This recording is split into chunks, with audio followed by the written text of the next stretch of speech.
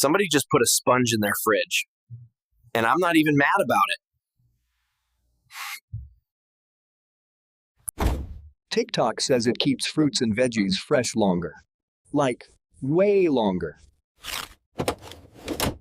Turns out, sponges absorb moisture, and that's what makes produce go slimy.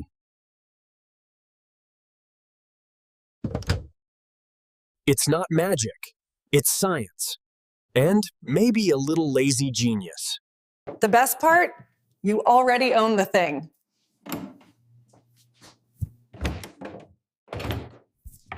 Just don't use one that's seen your dishes or your dog's bowl. Bonus tip, write the date on the sponge. Switch it every couple weeks. TikTok calls it a moisture trap. I call it surprisingly smart. It's like a gym towel for your groceries.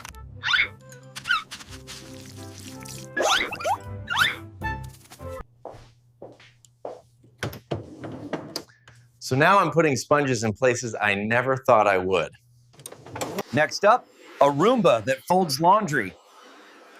I can dream. Tag your fridge cleaning buddy and follow Snackable TV for more Snackable Trends.